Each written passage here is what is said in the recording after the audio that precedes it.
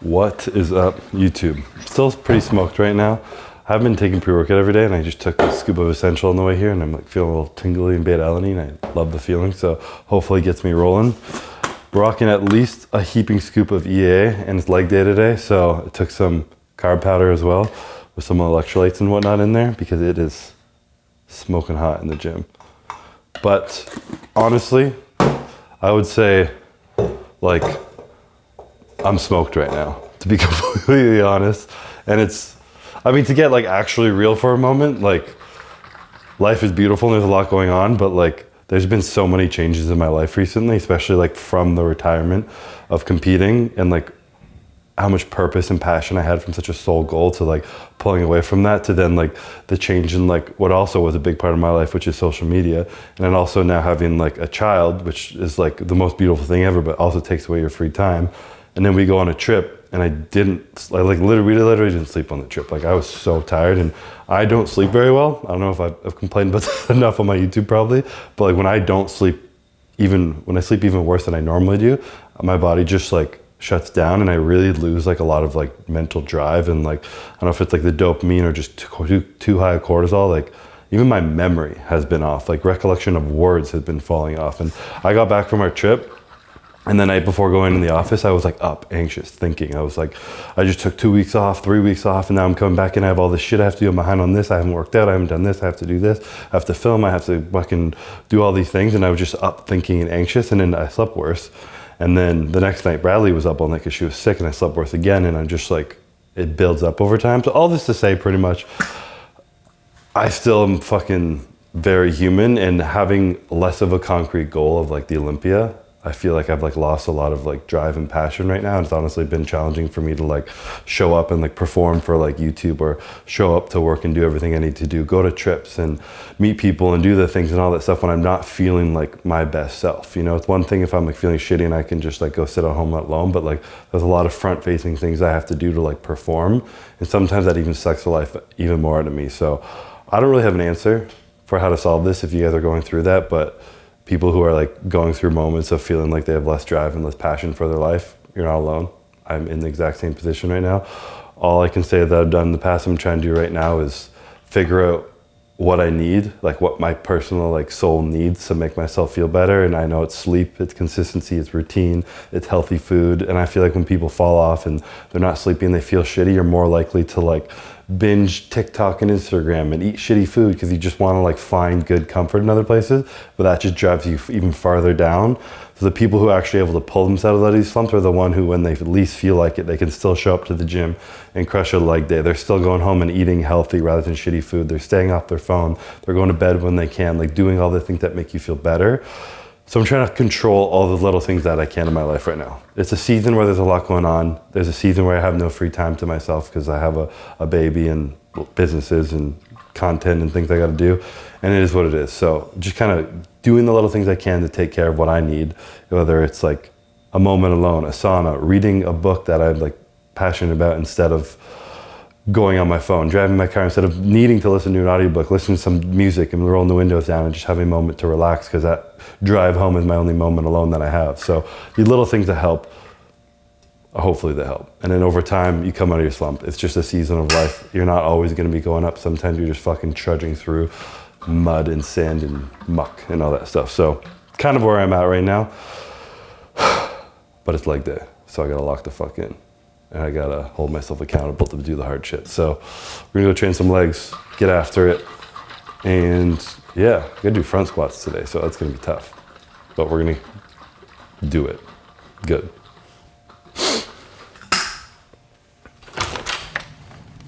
In the cold gym.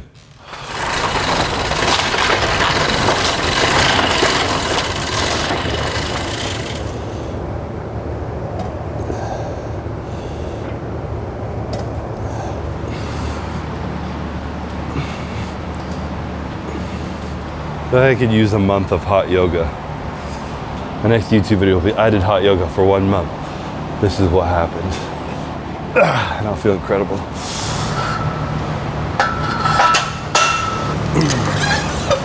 I haven't done squats in so long, I like forget how to warm up. Last time I used to warm up squats, I put one plate 2 plate, 3 plate, 4 plate, 5 plate, and just go.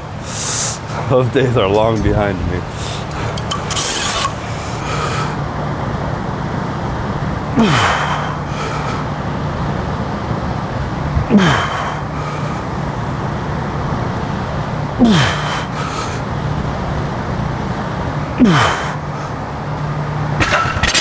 Damn.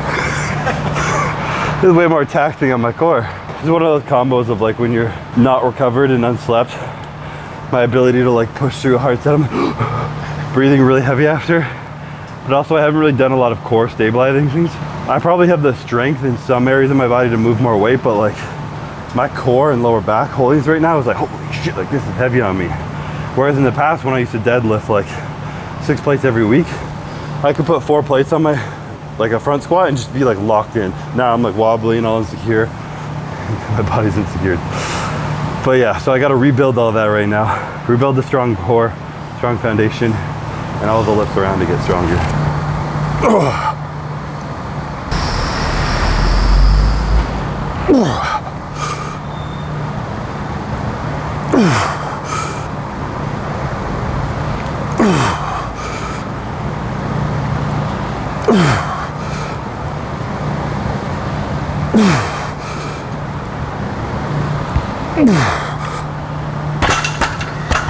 I feel like my first time ever working out doing this. Like putting it back crooked, feeling all lopsided. My core is more sore than my legs. Kind of feels good to be a beginner at something again though. Sucks when it doesn't. But I like knowing that A, the amount of work I put into my body over the last few years, I adapt quick. But I know when you're really shitty at something and it comes down to like stability and form, every week you can progress so much more because it just comes from consistency, not so much just the strength you're building. So I'm gonna put another 5 pounds on next set.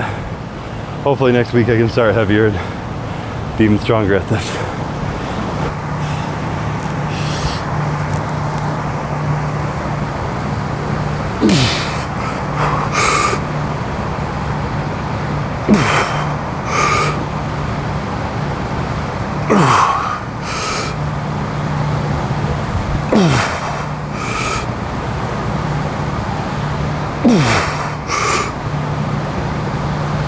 When you were at your toughest moments in the Olympia, where were you finding like motivation for the workouts? I feel like the difference when I was training for the Olympia was like the momentum I had behind me. Like when you have such a big goal behind you, it's not just like, oh, I'm a week out, it's time to start trying. It's like the year prior, it's building up momentum of like, okay, off season, take a break. Off season, get stronger, get your food better. And you're like building up all these good habits on the way to the point where you have so much momentum of progress and consistency that like when you have a tough day, the momentum just like falling forward. You just keep progressing. And you have like such a strong goal ahead of you, you know? Like I had such like a singular mission in my life, which is I think part of the reason why now I kind of feel lost too. Because it's like a business. It's like Bum Energy. All we sell is Bum Energy. Whereas Raw, we have like 50 SKUs. So it's a lot more complicated to like pay attention to each SKU versus just selling one thing. When you have one goal that you're focused toward, it's just head down and work towards it.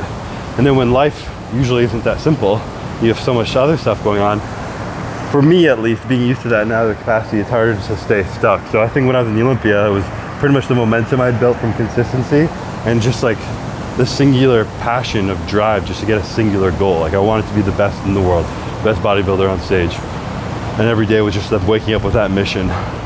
So probably right now, part of what I feel lost is I don't wake up with like a mission every day. It's kind of like, you know, and that's on me. The habits I need to create are like, okay, if I have a lot of shit I gotta get done, weekends, family, nighttime, family, Monday to Wednesday, standard, Wednesday to Friday, raw, Bum Energy shoot, plan here. Like I need to be a little bit more structured, especially the way I operate is like, I'm not like one of those like pure dopamine driven people who wants to just like fucking run through walls all the time. I'm more of like a mellow, calm, laid back person.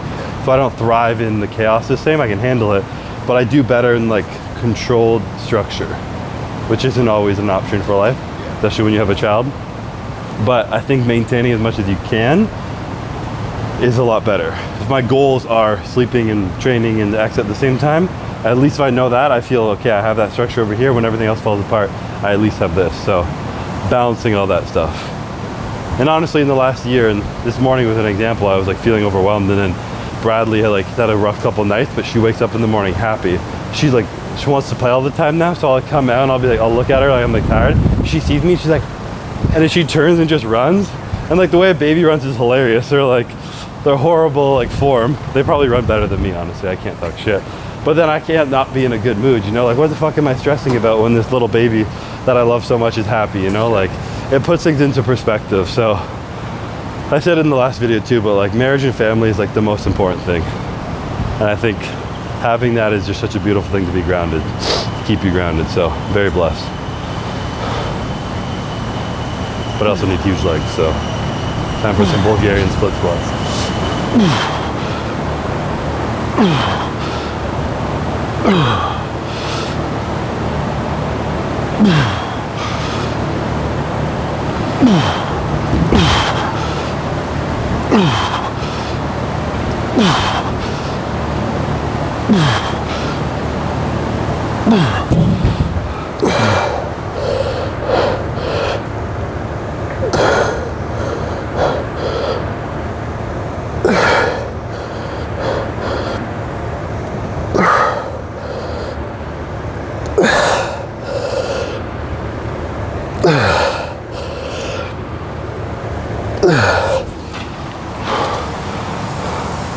I'm gonna need an extra fan in here.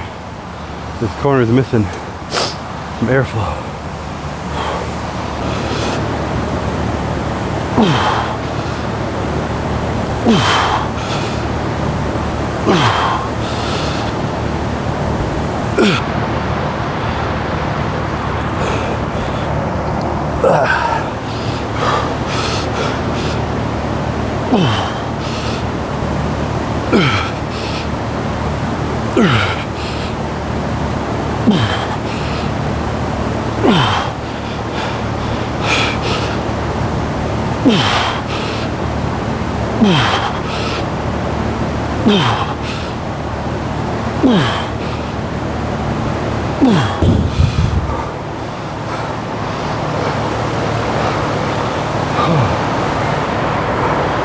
My head is spinning after these sets.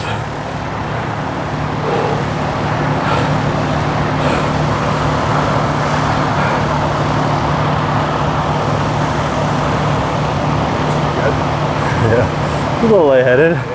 It like, I go lightheaded, like see white, and then it's like pulse of like blood to my brain, and I'm like, whoa. Whew.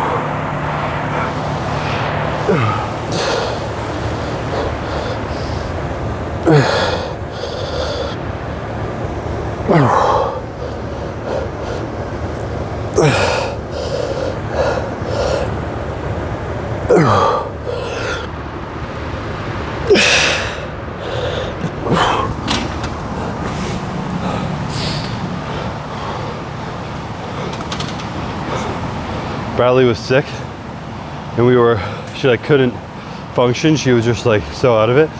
We normally don't let her watch TV, but we put on some old school Disney movies. Yeah. We watched Tarzan and Little Mermaid.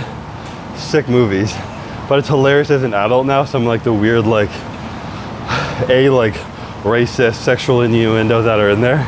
And then like Ariel in Little Mermaid is like, I think she was 16 years old, and just like 12-inch waist, like bra with like cleavage and then like hips, and then this like looks like 30-year-old dude on land pursuing this like fucking adolescent teenager. I'm like, this feels so strange, you know?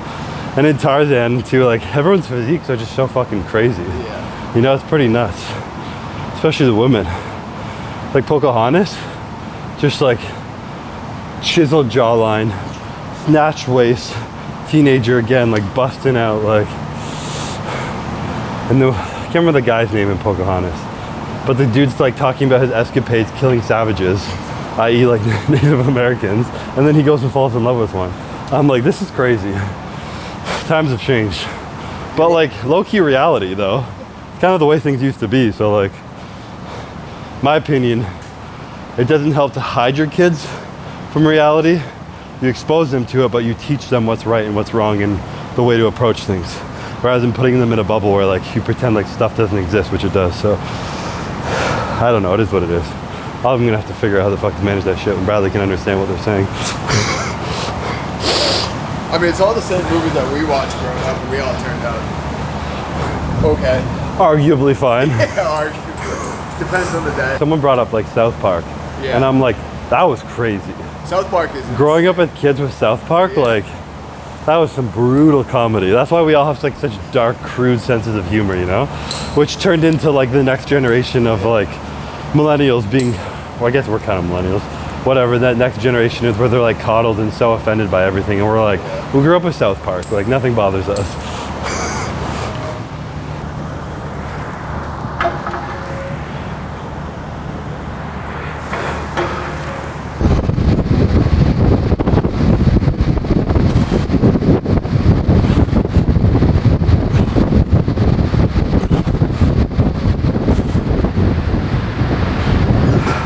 This workout's hitting all the tempos.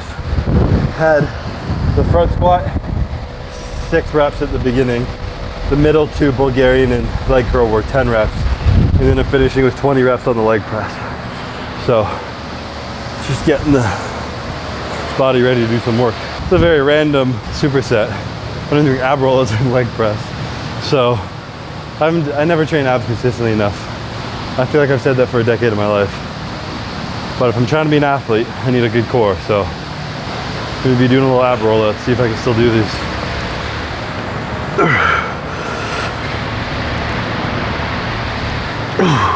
I don't know if I'm the only person who gets this. It's really just my abs. If I don't train them consecutively and then I train them again, I can like tell they're just about to cramp. And if I go anywhere close to failure, if I like sit down in my car or bend down to put my shoe on or something, my abs just like seize and cramp so bad. So I have to like really work myself back up to it. Or I'll just make myself cramp and show you guys so you can laugh at me crying like a little bitch.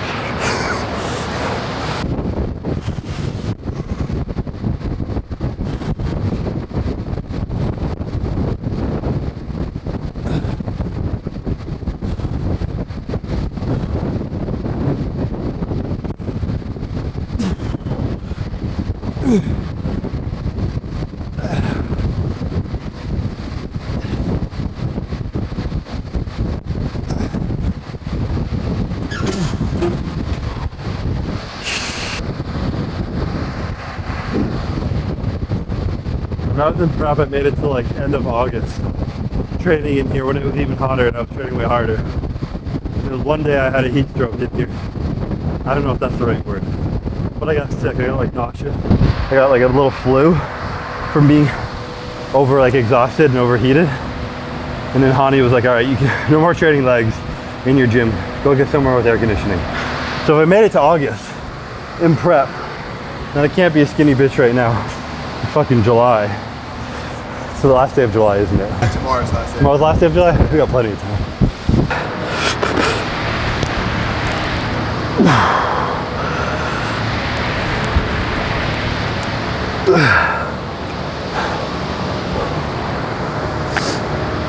All right, that is a wrap on today's leg and ab workout.